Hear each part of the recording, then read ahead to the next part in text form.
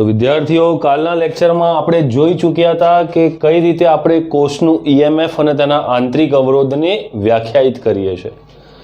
કોઈ પણ કોષનું ઈએમએફ એટલે કે તે કોષના ધન અને ઋણ ધ્રુવ વચ્ચે વિદ્યુત સ્થિતિમાનનો તફાવત જ છે, પણ ક્યારે? જ્યારે તે કોષમાંથી પ્રવાહ ન વહેતો હોય એટલે કે પરિપથ ખુલ્લો હોય ત્યારે.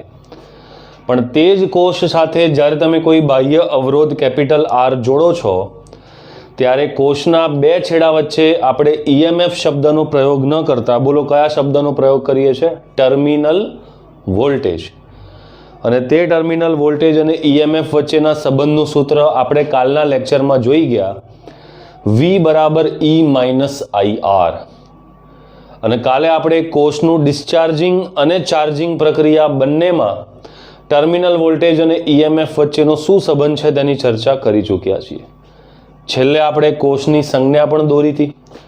આજનો જ આપણો ટોપિક છે કોષોનું શ્રેણી અને સમાંતર જોડાણ. તો આપણે શ્રેણી જોડાણથી સ્ટાર્ટ કરીએ. તો લખો કોષોનું શ્રેણી જોડાણ.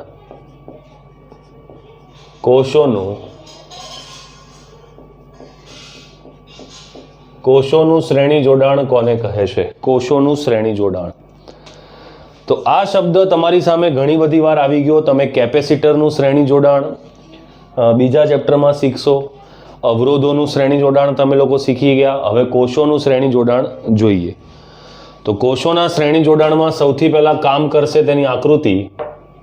તો દાખલા તરીકે આપણી પાસે આ રીતે કોઈ કોષ છે અને અહીં પાછળ તેનો આંતરિક અવરોધ દોરવામાં આવે છે, આપણને ખબર છે. પછી તેની સાથે લાઈનમાં એક બીજો કોષ છે અને પાછળ તેનો આંતરિક અવરોધ દોરવામાં આવે છે.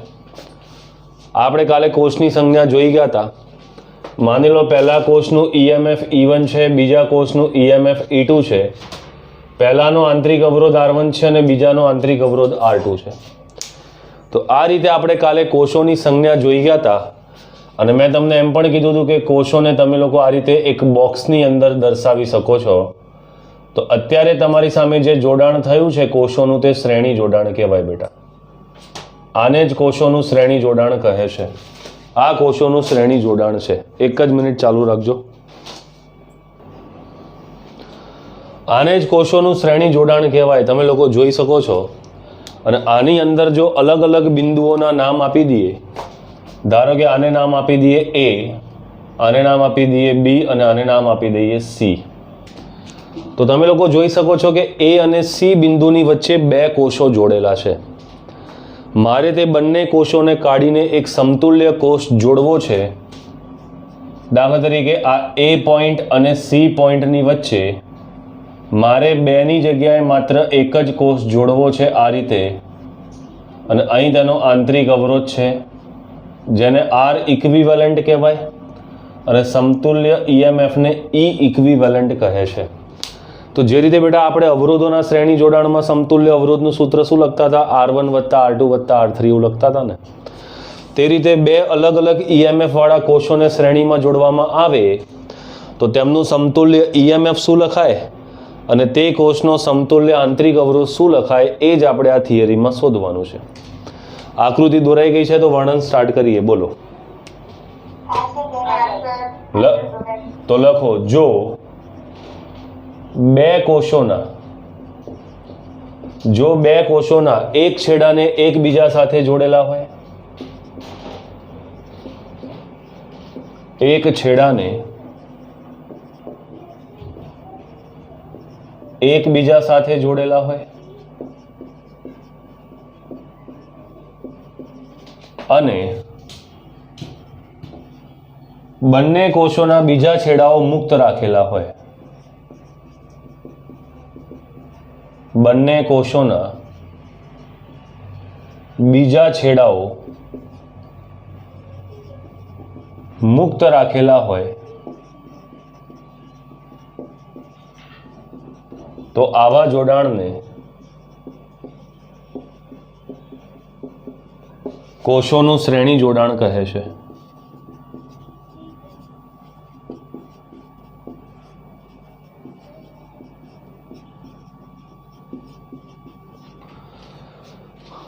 તો આ વ્યાખ્યા સમજવાની કોશિશ કરો. આ લોકોએ શું કીધું છે કે બંને કોષોના એક છેડા તો સીધા સીધા જોડી દીધા. જુઓ, આ બીજા કોષનો ધન છેડો પહેલા કોષના ઋણ ધ્રુવ સાથે જોડાઈ ગયો, પણ બંને બીજા છેડા છે મુક્ત છે.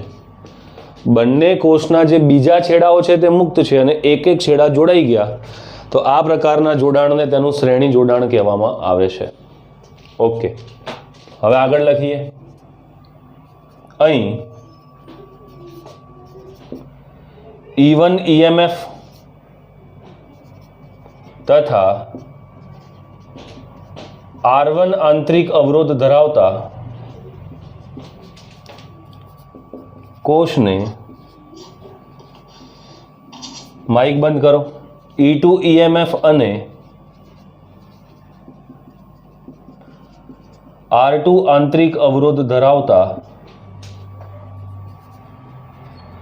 કોષ સાથે શ્રેણીમાં જોડેલ છે.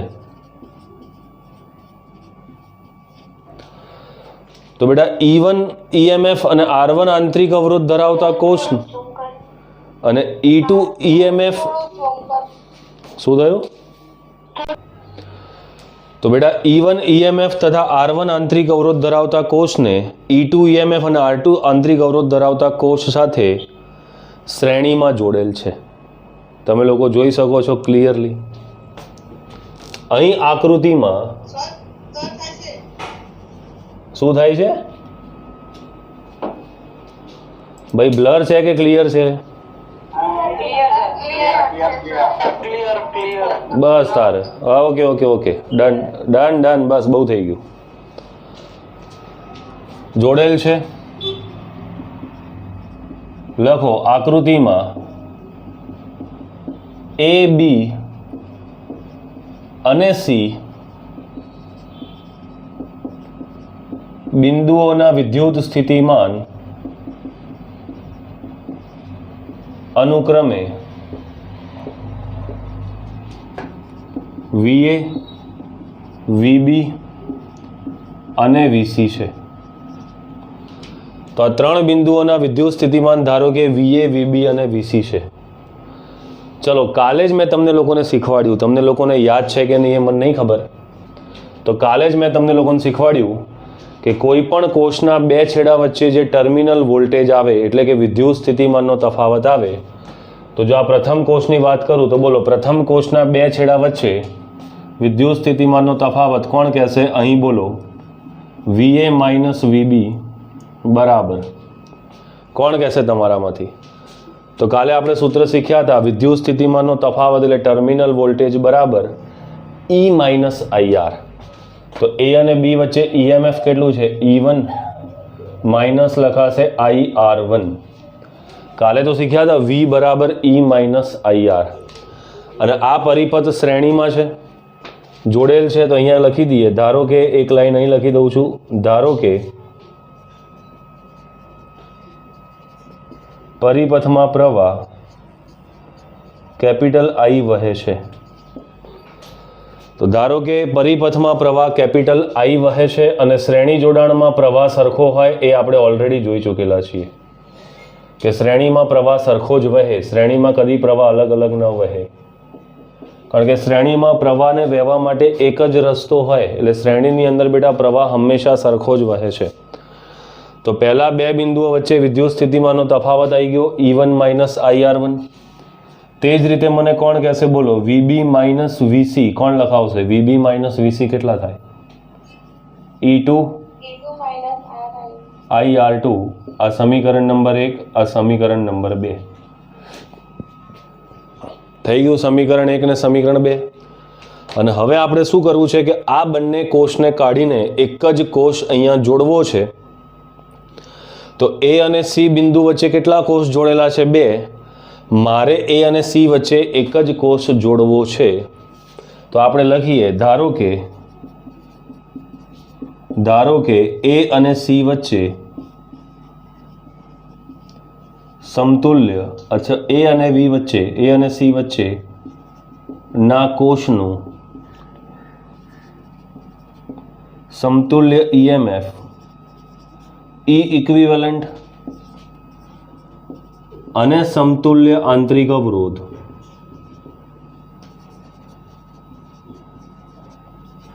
આર ઇક્વિવેલન્ટ છે. તો બોલો હવે તમારામાંથી કોણ મને VA minus VC લખાવશે? લખાવો VA minus VC. હમણાં બે સૂત્રો બનાવ્યા એ રીતે જ બનાવવાના છે ભાઈ. બોલો VA માઇનસ VC કોણ લખાવશે? માટે VA માઇનસ VC બરાબર, તો VA માઇનસ VC ની વચ્ચે કેટલા EMF નો કોષ છે? તો E equivalent minus IR equivalent. અરે ભાઈ આ રીતે તો લખાવવાનું હતું. તમે મને VA માઇનસ VB લખાવી દીધો, જે પહેલા કોષનું ટર્મિનલ વોલ્ટેજ કહેવાય. VB માઇનસ VC લખાવી દીધો, જે બીજા કોષનું ટર્મિનલ વોલ્ટેજ કહેવાય. તો આપણે શું કર્યું? A અને C ની વચ્ચે એક સમતુલ્ય કોષ મૂકી દીધો, તો તેનો terminal voltage VA minus VC આ સૂત્રથી અપાય કે ન અપાય? બોલો ભાઈ, ખબર પડી અહીં સુધી? હા કે ના? સમીકરણ નંબર 3. યસ. હવે આપણે એક કામ કરીએ, સમીકરણ 1 અને 2 નો સરવાળો કરી દઈએ. તો આપણે એક કામ કરીએ, સમીકરણ 1 વત્તા 2 કરતા કરો તો આ બંનેનો સરવાળો. તો VA માઇનસ VB વત્તા VB minus VC E1 minus IR1 plus E2 minus IR2. તો આ VB થી VB કેન્સલ થઈ જાય. તો VA માઇનસ VC બરાબર E1 વાળા પદો સાથે લખી દઈએ તો E1 વત્તા E2 માઇનસ I કોમન કાઢી લઈએ તો લખાશે R1 વત્તા R2. પણ તમે સમીકરણ નંબર 3 પરથી ક્લિયર જોઈ શકો છો કે VA માઇનસ VC ની જગ્યાએ શું લખી શકાય? E equivalent minus IR equivalent. તો બોલો સમીકરણ 3 પરથી આ VA માઇનસ VC ની જગ્યાએ પેલું પદ લખાવી દો તો E equivalent minus IR equivalent બરાબર તો E1 વત્તા E2 માઇનસ I કૌંસમાં R1 વત્તા R2. તો બોલો બેટા, બંને બાજુ સરખામણી કરીએ તો તમને લોકોને ઇક્વિવેલન્ટ EMF કેટલો દેખાય છે? બોલો આ ઇક્વિવેલન્ટ કેટલો દેખાય છે સરખામણી કરતા? યસ. તો અહીં તમે ક્લિયરલી જોઈ શકો છો કે સમતુલ્ય EMF દેખાય છે E1 વત્તા E2 અને સમતુલ્ય આંતરિક અવરોધ કેટલો દેખાય છે? બોલો R ઇક્વિવેલન્ટ બરાબર. જુઓ આ R ઇક્વિવેલન્ટ બરાબર શું દેખાય છે? R1 વત્તા R2 અને E ઇક્વિવેલન્ટ બરાબર શું દેખાય છે? E1 વત્તા E2. તો બસ અહીં આપણો આ જવાબ આવી ગયો. આવી ગયો જવાબ. તો તમે લોકો ક્લિયરલી અહીંયા સમજી ગયા કે જો બહુ જ બધા કોષો શ્રેણીમાં જોડેલા હોય, મારા શબ્દો સાંભળજો, બહુ બધા કોષો આમ શ્રેણીમાં જોડેલા હોય તો સમતુલ્ય કોષનું EMF E ઇક્વિવેલન્ટ કેટલો થાય? તો દરેક કોષના EMF નો સરવાળો. અને સમતુલ્ય આંતરિક અવરોધ કેટલો થાય? તો દરેક કોષના આંતરિક અવરોધનો સરવાળો. હું તમને આના પરથી હમણાં થોડાક એક્સ્ટ્રા પ્રશ્નો કરાવું છું, એક બે. પહેલાં એક છેલ્લી લાઈન જોઈ લઈએ કે અહીંયા તો બેટા બે જ કોષો છે, પણ બેની જગ્યાએ 3 હોઈ શકે, 4 હોઈ શકે, 5 હોઈ શકે, 10 હોઈ શકે, N પણ હોઈ શકે. તો બોલો N કોષોના શ્રેણી જોડાણ માટે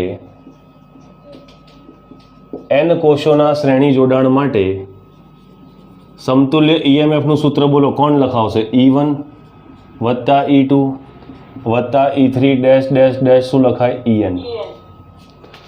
અને સમતુલ્ય આંતરિક અવરોધ શું થઈ જશે? બોલો R ઇક્વિવેલન્ટ બરાબર R1 વત્તા R2 વત્તા R3 ડેશ ડેશ ડેશ લખાશે RN. તો શ્રેણી જોડાણમાં સમતુલ્ય શોધવો બહુ સહેલો છે. 5 કોષ જોડેલા છે તો 5નો સમતુલ્ય શોધવો છે તો 5 કોષોના EMF નો સરવાળો કરી દો અને 5 કોષોના આંતરિક અવરોધનો સરવાળો કરી દો. તો આ તમારા શ્રેણી જોડાણની થિયરી થઈ ગઈ. બોલો આવડશે કે નહીં આવડે ભાઈ? ક્લિયર છે? ચાલો, ક્લિયર છે. તો એક નાનકડો સરખો પ્રશ્ન તમને આની અંદર આપું, એક્સ્ટ્રા કરીને લખી દેજો.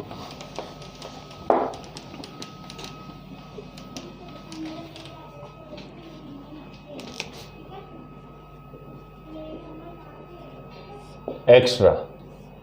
ધારો કે આપણી પાસે આ પહેલો કોષ, પછી અહીંયા એક બીજો કોષ, અહીંયા ત્રીજો કોષ, આ રીતે 3 કોષ છે.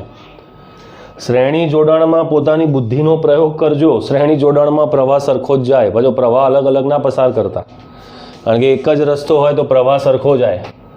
માની લો આ 10 વોલ્ટ છે, આ 3 વોલ્ટ છે અને આ 5 વોલ્ટ છે. આનો આંતરિક અવરોધ 2 ઓમ છે, 3 ઓમ છે અને આનો 1 ઓમ છે.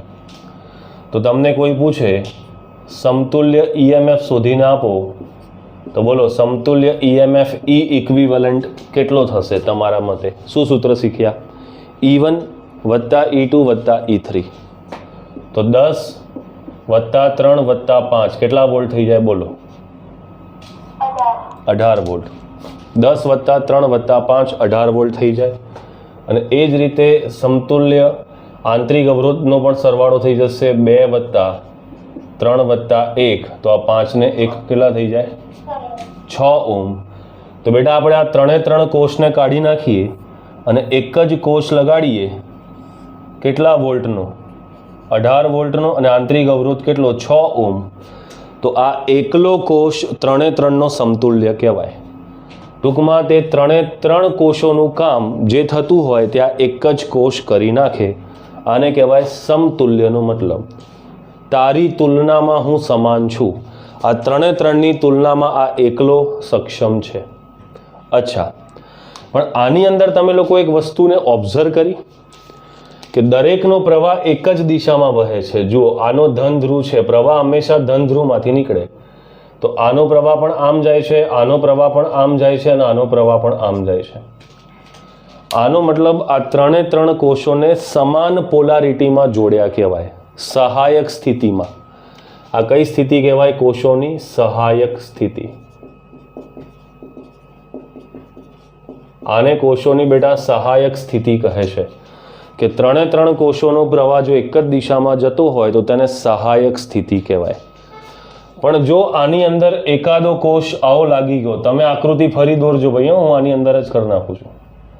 એકાદો કોષ આ રીતે લાગી ગયો 5 વોલ્ટનો, તો તમે લોકો જોઈ શકો છો કે એનો પ્રવાહ જે છે ધન ધ્રુવમાંથી હવે આ તરફ જશે. તો આ જે 2 કોષો છે, આ બંને કોષોનો પ્રવાહ એક જ દિશામાં હોવાથી આ બંને તો સહાયક સ્થિતિમાં આવ્યા, પણ આનો પ્રવાહ ઉલટો જાય છે. તો બોલો આ કઈ સ્થિતિમાં કહેવાય? વિરોધક સ્થિતિમાં.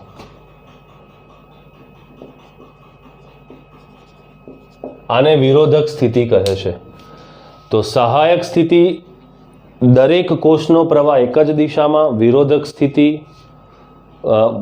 સ્થિતિ આખા પરિપથને નહીં કહેવાય, આ એકલો વિરોધક સ્થિતિમાં કહેવાય. આ બંને સહાયકમાં કહેવાય, પણ એની સાપેક્ષમાં આ વિરોધ કરે છે. હવે તમને સમતુલ્ય EMF પૂછે તો તમે લોકો ગપ્પા મારશો. કેમ? કારણ કે તમને એક જ સૂત્ર ખબર છે, E1 વત્તા E2 વત્તા E3. તો આમાં બેટા E1 વત્તા E2 તો થાય, પણ આનો પ્રવાહ ઉલટો જાય છે, એટલે સરવાળામાં નહીં આવે, બાદબાકીમાં આવશે, માઇનસ થઈ જાય. તો 10 ને 3 13 અને 13 માંથી 5 જાય એટલે તમારે અહીંયા આગળ 8 વોલ્ટ EMF આવે. તો આ મોટા મોટા અક્ષરોમાં નોંધી લેજો, કારણ કે MCQની અંદર તમે ભૂલ કરશો. તો તમે લોકો ખાસ શ્રેણી જોડાણમાં જોઈ લેજો કે દરેક કોષ સહાયક સ્થિતિમાં છે કે એકાદો વચ્ચે વિરોધક સ્થિતિમાં પડ્યો છે. જે ઉલટો પડ્યો હોય તેનું EMF બાદ કરવાનું થશે. બોલો આંતરિક અવરોધનું શું થશે? આંતરિક અવરોધે બાદ કરું કે આંતરિક અવરોધનો તો સરવાળો જ થાય? ના થાય બાદ. અલા અવરોધ છે, અવરોધ. અવરોધમાં તો પ્રવાહ અહીંથી ઘુસાડો કે અહીંથી ઘુસાડો, અવરોધનું કામ તો અવરોધવાનું છે. માની લો ખાડો છે, અહીંયા તમે આ બાજુથી કૂદીને આ બાજુ જાઓ કે આ બાજુથી કૂદીને આ બાજુ જાઓ, અવરોધ તો સરખો જ લાગવાનો ને. અને અવરોધ કદી ઋણ હોય? મને અવરોધ કદી ઋણ હોય? ના હોય. એટલે અવરોધ તો બેટા 6 ઓમ જ આવશે. આનો મતલબ બેટરી આમ લાગી હોય કે બેટરી આમ લાગી હોય, અવરોધોનો તો સરવાળો જ થશે, પણ EMF બાદબાકી થઈ શકે. તો આ કિસ્સામાં સમતુલ્ય 18 વોલ્ટની જગ્યાએ 8 વોલ્ટ અને આંતરિક અવરોધ તો બેટા 6 ઓમનો 6 ઓમ જ રહેવાનો છે. બોલો ભાઈ, અહીં સુધી ક્લિયર થઈ ગયું છે બધાને? રેડી? આવડશે? કમ્પ્લીટ? ચાલો ચાલો રેકોર્ડિંગ ચાલુ. હવે જોઈએ કોષનું સમાંતર જોડાણ. તો આ જે કોષનું શ્રેણી અને સમાંતર જોડાણ છે તે ગયા વર્ષે તમારા 30% ભાગમાં નીકળી ગયું હતું. એટલે કે તમારા જે સિનિયરોએ પરીક્ષા આપી એ લોકો આ ટોપિક ભણ્યા જ નથી. જો કે મેં તો 30% સિલેબસને ધ્યાનમાં રાખ્યો જ નથી. મેં તો ગયા વર્ષે બી આખું જ ફિઝિક્સ ભણાવી દીધું છે. આપણી એપની અંદર તમે ચોથા ચેપ્ટરથી જેટલા પણ લેક્ચર જોશો તેની અંદર મેં લગભગ બધું જ ભણાવ્યું છે. મેં જોયું જ નથી કે 30%માં શું છે અને 30%માં શું નથી. તો હવે આપણે કોષોનું સમાંતર જોડાણ લખીએ. લખો ટોપિક કોષોનું સમાંતર જોડાણ.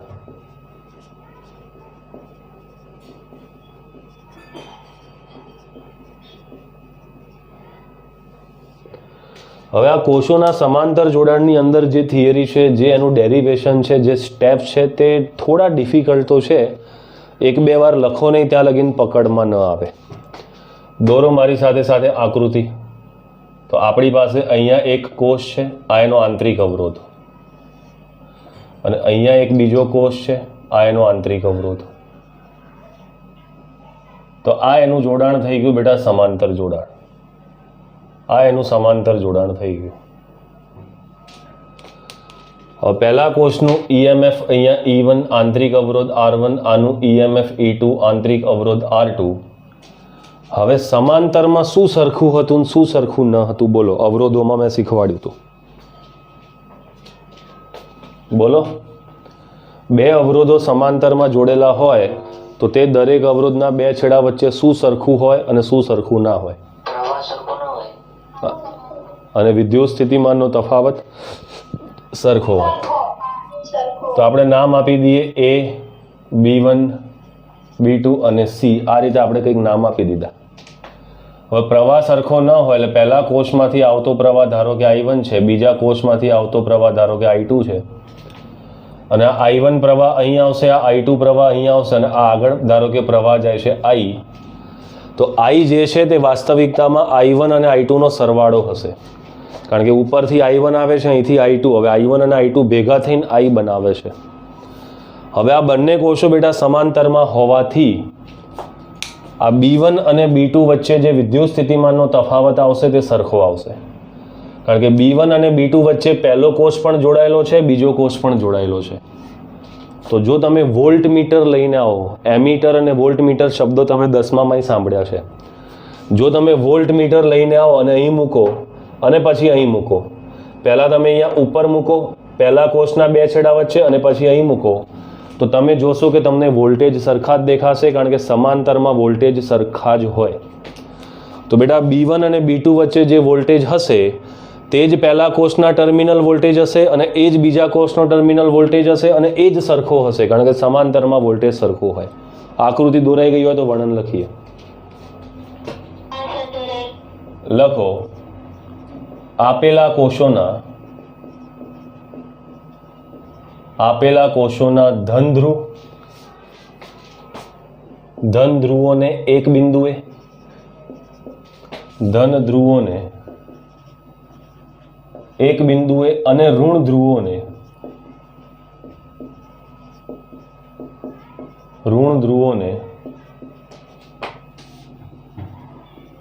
બીજા બિંદુએ જોડવામાં આવે તો તેને કોષોનું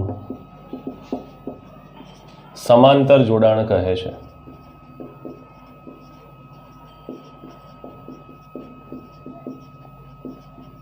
તેને કોષોનું સમાંતર જોડાણ કહે છે. તો તમે જોઈ શકો છો બંને કોષના ધન ધ્રુવને એક બિંદુ સાથે જોડેલા છે અને બંનેના ઋણ ધ્રુવને એક બાજુ જોડેલા છે. તો જો 2 કોષોના ધનને એક તરફ જોડવામાં આવે અને ઋણને એક તરફ જોડવામાં આવે તો આવા જોડાણને સમાંતર જોડાણ કહે છે. બોલો ભાઈ, આ વ્યાખ્યા ખબર પડી? બોલો. લખો અહીં B1 અને B2 વચ્ચે, અહીં B1 અને B2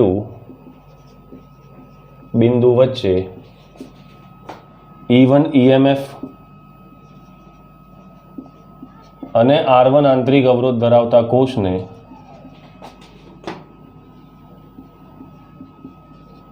આંતરિક અવરોધ ધરાવતા કોષને E2 EMF અને R2 આંતરિક અવરોધ ધરાવતા કોષ સાથે બોલો કઈ રીતે જોડેલ છે, શ્રેણીમાં કે સમાંતરમાં? યસ, આંતરિક અવરોધ ધરાવતા કોષ સાથે સમાંતરમાં જોડેલ છે.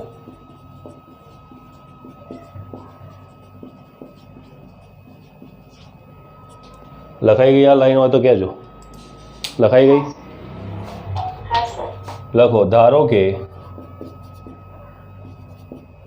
E1 કોષમાંથી કેટલો પ્રવાહ વહે છે? I1. અને E2 કોષમાંથી બોલો કેટલો વહે છે? યસ, I2 પ્રવાહ વહે છે. તો ધારો કે E1 કોષમાંથી એટલે ઉપરના કોષમાંથી I1 પ્રવાહ વહે છે અને નીચેના કોષમાંથી બેટા I2 પ્રવાહ વહે છે. અચ્છા, અહીં બંને સમાંતરમાં હોવાથી અહીં બંને કોષ સમાંતરમાં હોવાથી B1 અને B2 વચ્ચે બંને કોષનો પીડી બોલો કેવો આવશે? સરખો કે અલગ અલગ? પીડી એટલે વિદ્યુત સ્થિતિમાનનો તફાવત. B1 અને B2 વચ્ચે બંને કોષનો પીડી સમાન મળશે. અને ધારો કે તે પીડી કેપિટલ V છે. ધારો કે તે પીડી કેપિટલ V છે. બોલો આ ભાષણ લખાઈ ગયું હોય તો બેટા મેદાન સાફ કરી દો. યસ. અરે તમે લોકો આટલું લખશો ને હું તમને ગેરંટી આપું છું તમારે કોઈ સાહિત્ય અડવું નહીં પડે. તમને લોકોને બધું જ એની અંદર આવી જશે A to Z. અને આના પછીનું જે ચેપ્ટર છે આના પછીનું ચેપ્ટરનું તો આપણી પાસે ઓલરેડી ફૂલ રેકોર્ડિંગ પડેલું જ છે વ્હાઇટ બોર્ડ સાથે.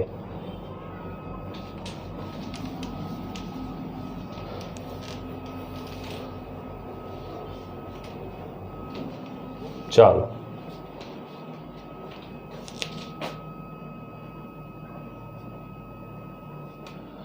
તો બોલો પહેલા કોષ અને બીજા કોષ બંનેના બે છેડા વચ્ચે આપણે પીડી V ધારી લીધો.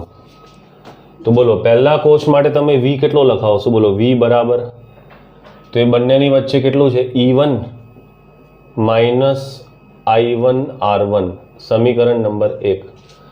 અલા તમને લોકોને ટર્મિનલ વોલ્ટેજ અને EMFનો સંબંધ લખતા આવડે છે કે નહીં આવડતો? મેં શીખવાડ્યો છે કે નહીં આ સંબંધ તમને? યસ, શીખ્યા છીએ આપણે. આપણે શીખેલા છીએ. અચ્છા, તો આ સમીકરણ પરથી તમે એક કામ કરો, I1 ને સૂત્રનો કરતા બનાવી દો. તો I1 R1 બરાબર લખાશે E1 માઇનસ V. તો I1 બરાબર લખાશે E1 માઇનસ V છેદમાં R1. બોલો તે જ રીતે મને બીજા કોષના બે છેડા વચ્ચે પણ પીડી તો V જ છે. એનું સમીકરણ કોણ શીખવાડશે? બોલો બોલો ભાઈ. તે જ રીતે V બરાબર E2 માઇનસ IR2. હવે એના પરથી આપણે આ I2 છે, એના પરથી I2 ને સૂત્રનો કરતા બનાવવું તો I2 R2 બરાબર લખાશે E2 માઇનસ V. તો I2 બરાબર થઈ જશે બેટા E2 માઇનસ V છેદમાં R2. આને કહેવાય, માઇક બંધ કરો ભાઈ, માઇક બંધ કરો, માઇક બંધ કરો. કોણ છે?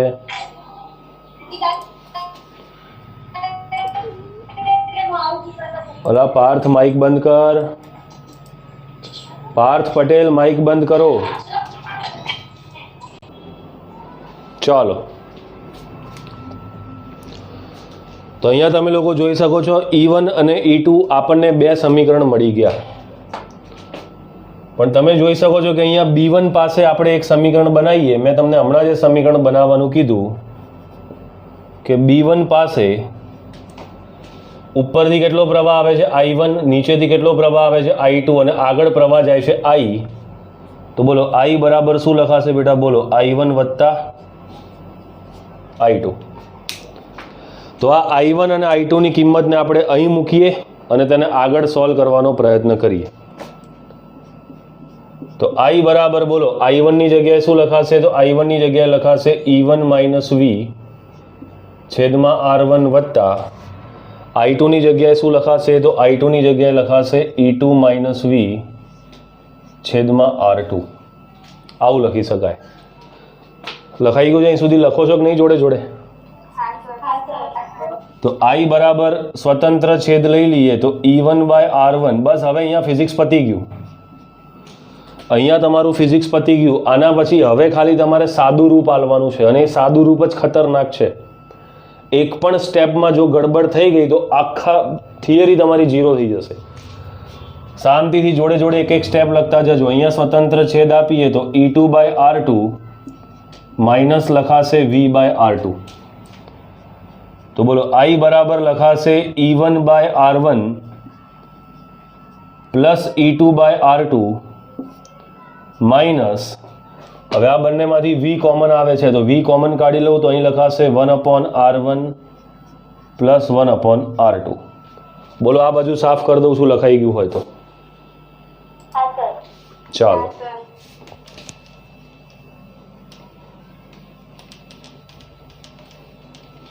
ચાલો આને આગળ સાદું રૂપ આપીએ તો આ V વાળા પદને આ બાજુ લઈ આવીએ તો પ્લસ થઈ જશે. તો V કૌંસમાં 1/R1 પ્લસ 1/R2 બરાબર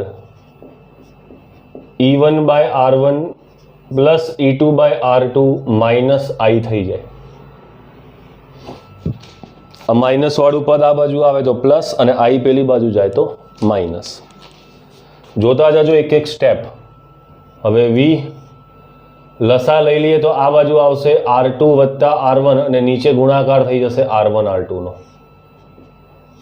એ રીતે અહીંયા લસા લઈ લઈએ તો ક્રોસમાં લખાશે E1 R2 વત્તા E2 R1 અને નીચે લખાશે ગુણાકાર R1 R2 અને અહીંયા લખાશે માઇનસ I. બોલો ભાઈ આ સ્ટેપમાં ખબર પડી દરેક વિદ્યાર્થીને? યસ. હવે જુઓ, હવે મારે શું કરવું છે? મારે આ V ને એકલો કરવો છે. કેમ V ને એકલો કરવો પડે? કારણ કે આપણું સૂત્ર શું છે? V બરાબર E માઇનસ IR. તો V એકલો છે, V ની બાજુમાં તો કંઈ છે નહીં, એટલે મારે આ પદને ગાયબ કરવું છે. તો આ પદને તમે જમણી બાજુ ગુણી દો તો શું થાય? તો શું થશે જોઈએ? બોલો E1 R2 plus E2 R1 divided by R1 R2. હવે આ વાળું પદ જે છે ત્યાં પહેલા પદ સાથે ગુણાય તો આમ ક્રોસમાં ગુણાય. R1 R2 ઉપર આવે અને R1 વત્તા R2 નીચે આવે. ગણિત જ છે, આવું બધું નાનપણમાં કરેલું છે. અને I સાથે પણ ગુણાય તો R1 R2 અહીંયા ઉપર જાય અને R1 વત્તા R2 નીચે જાય. બોલો ભાઈ ખબર પડી આ સ્ટેપમાં કે નહીં? હવે તમે ક્લિયરલી જોઈ શકો છો કે અહીંથી R1 R2 કેન્સલ થાય છે તો V બરાબર E1 R2 plus E2 R1 divided by R1 plus R2 minus I R1 R2 divided by R1 plus R2. આને કહી દઈએ સમીકરણ નંબર 3. બોલો અહીં સુધી લખાઈ જાય તો મને કહેજો. લખાઈ ગયું બેટા દરેકને? બસ. તો અહીં આપણો આ ટોપિક અહીંયા પત્યો, પણ આપણે હજુ સમતુલ્ય તો શોધ્યો નહીં. તો સમતુલ્ય શોધવા માટે આપણે આ બંનેને કાઢી નાખીએ તો લખો ધારો કે B1 અને B2 વચ્ચે સમતુલ્ય અથવા B1 અને B2 વચ્ચે કોષ ઉભા રહો. B1 અને B2 વચ્ચે E ઇક્વિવેલન્ટ EMF અને R ઇક્વિવેલન્ટ આંતરિક અવરોધ ધરાવતો કોષ જોડીએ તો બોલો આ બંનેને કાઢી આપણે આ B1 અને B2 વચ્ચે એક જ કોષ જોડી દઈએ કે જેનું સમતુલ્ય EMF E ઇક્વિવેલન્ટ અને સમતુલ્ય આંતરિક અવરોધ R ઇક્વિવેલન્ટ અને પરિપથમાં પ્રવાહ જો I હોય તો બેટા B1 અને B2 વચ્ચે આપણે PD તો V લેતા આવ્યા છીએ, તો બોલો V બરાબર હવે શું લખાશે? બોલો E equivalent minus I R equivalent. આને કહેવાય સમીકરણ નંબર 4. આ B1 અને B2 વચ્ચે આપણે PD કેટલો ધાર્યો તો ભાઈ? ઉપરના કોષનો પણ V, નીચેના કોષનો પણ V, તો તેમનો સમતુલ્ય હોય તો પણ V જ આવે. આખા પરિપથનો પ્રવાહ કેટલો? I, તો સમતુલ્યમાં પ્રવાહ પણ I આવે. તો બોલો હવે B1 અને B2 વચ્ચેનો PD V બરાબર E equivalent minus I R equivalent લખાય. બોલો ખબર પડી કે નહીં? યસ.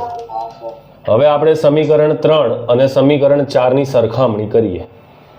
3 અને 4 ની સરખામણી કરીએ તો સમીકરણ 3 અને 4 ની સરખામણી કરતા 3 અને 4 ની સરખામણી કરતા તો બોલો સમીકરણ 3 અને 4 ની જો આપણે સરખામણી કરી દઈએ તો અહીંયા E ઇક્વિવેલન્ટ દેખાય છે, તો E ઇક્વિવેલન્ટની સરખામણી આની સાથે થાય તો E ઇક્વિવેલન્ટ આપણને મળે E1R2 plus E2R1 divided by R1 plus R2. Most important અને ભયંકર સૂત્ર ફોર MCQ. વિદ્યાર્થીઓને આ સૂત્ર યાદ જ નહીં આવતું, ક્યારે યાદ નહીં આવતું. અને R ઇક્વિવેલન્ટ જોઈએ તો R ઇક્વિવેલન્ટની જો તમે સરખામણી કરો તો અહીંયા I ની બાજુમાં R ઇક્વિવેલન્ટ છે, અહીંયા I ની બાજુમાં, તો શું આવશે? બોલો R1 R2 divided by R1 plus R2. અરે ભાઈ ખબર પડે છે કે નહીં ખબર પડતી? ચલો, તો અહીંયા આપણો આ ટોપિક સમાપ્ત થઈ ગયો, પતી ગયું. આપણને બે કોષો જે છે તો આ બંને કોષોના ઇક્વિવેલન્ટ EMF નું સૂત્ર મળી ગયું અને ઇક્વિવેલન્ટ આપણને એટલે કે સમતુલ્ય અવરોધ મળી ગયો. અહીંયા આપણો ટોપિક પતી જાય. પણ આ સૂત્રોને એક વધુ સરળ રૂપ આપવા માટે આ લોકોએ શું કર્યું? આ બેનો ગુણોત્તર લીધો. તો બોલો E ઇક્વિવેલન્ટ છેદમાં R ઇક્વિવેલન્ટનો ગુણોત્તર લઈએ તો શું આવશે? બોલો E1R2 પ્લસ E2R1 છેદમાં R1 પ્લસ R2 અને નીચે R1 R2 છેદમાં આવશે R1 પ્લસ R2. તો R1 પ્લસ R2 કેન્સલ થઈ જાય. આ કેન્સલ થઈ ગયા. તો આનાથી E ઇક્વિવેલન્ટ છેદમાં R ઇક્વિવેલન્ટ, ચલો સ્વતંત્ર છેદ લઈએ તો E1R2 ના નીચે R1 R2 આવે તો R2 કેન્સલ થઈ જાય. તો બોલો શું આવશે? બોલો E1 બાય R1. અને અહીંયા E2R1 ના છેદમાં R1 R2 લઉં તો R1 કેન્સલ થઈ જાય તો શું આવે? E2 by R2. આ તમને મળે. અને N કોષો માટે આવા N કોષો હોય તો N કોષો માટે આ સૂત્ર બનાવવું હોય તો બહુ સરળતાથી બની જાય. તો બોલો N કોષો માટે કોણ કહેશે? N કોષો માટે E ઇક્વિવેલન્ટ છેદમાં R ઇક્વિવેલન્ટ બરાબર E1 by R1 plus E2 by R2 and dash dash dash લાસ્ટમાં શું લખાશે? EN by RN. That's it. તો અહીંયા તમારા કોષોનું શ્રેણી અને સમાંતર જોડાણ સમાપ્ત થયું. કાલે આપણે આ ચેપ્ટરનો સૌથી ડિફિકલ્ટ ટોપિક અને વાસ્તવિકતામાં ડિફિકલ્ટ ટોપિક છે કિર્ચોફનો નિયમ ભણીશું. એબસન્ટ રહ્યા તો તમે જાતે તો MB આ ચેપ્ટર તૈયાર ના થાય, પણ કિર્ચોફનો નિયમ તો બિલકુલ નહીં થાય. અને કિર્ચોફના નિયમ પર જે ઉદાહરણ અને સ્વાધ્યાયના પ્રશ્નો છે that is too lengthy and difficult. જો તમે પ્રોપર તેની સંજ્ઞાઓ આવે, તમને ખબર છે ફિઝિક્સમાં જ્યાં જ્યાં સંજ્ઞાઓ આવે ત્યાં ત્યાં ડિફિકલ્ટી વધી જાય, કારણ કે એક સંજ્ઞા પણ જો ખોટી મુકાઈ ગઈ તો આખો પ્રશ્ન ખલાસ. તો એવો આપણે કિર્ચોફનો એક નિયમ કાલે ચર્ચામાં લઈશું. કિર્ચોફનો નિયમ પતી ગયા પછી તમારે બે જ ટોપિક બાકી રહેશે, એક વિસ્ટન બ્રિજ અને પોટેન્શિયોમીટર, ને તમારું ચેપ્ટર સમાપ્ત થાય છે. એટલે હું એવું કહું કે આ વીકના અંત સુધીમાં થિયોરિટિકલી આપણું આ ચેપ્ટર તદ્દન સમાપ્ત થઈ ગયું હશે. અને ન્યુમેરિકલ માટે તો તમને ખબર છે, ન્યુમેરિકલ જ્યારે આપણે ભણીશું તો ન્યુમેરિકલ બહુ વાર નથી લાગતી, કારણ કે જો તમારા થિયોરિટિકલ અને સૂત્રો વાઇઝ કોન્સેપ્ટ ક્લિયર હોય તો ન્યુમેરિકલ ફટાફટ થઈ જાય. થિયરી જે તમારી પરીક્ષામાં ઓછી આવે છે એમાં 15 દિવસ બગાડીએ છીએ. ન્યુમેરિકલ જે મેક્સિમમ આવે છે 3-4 દિવસમાં પતી જાય છે. પણ એ 3-4 દિવસની મહેનત એ 3-4 દિવસ કેમ લાગે છે? કારણ કે આપણે 15 દિવસ કોન્સેપ્ટ ભેગો કર્યો છે, નોલેજ મેળવ્યું છે, સૂત્રો શીખ્યા છે, ત્યારે પેલું 3-4 દિવસમાં થાય છે. તો જો આ 15 દિવસમાં જ તમને થિયોરિટિકલી જ નહીં ખબર પડી હોય તો પછી ન્યુમેરિકલ 4 દિવસમાં નહીં, 40 દિવસ સુધી એ નહીં આવડે. એટલે ન્યુમેરિકલ જલ્દી કરવા માટે આપણે થિયરીમાં લાંબો સમય વેડફવો પડતો હોય છે. તો મળીએ છીએ કાલે નવા ટોપિક સાથે. Thank you very much.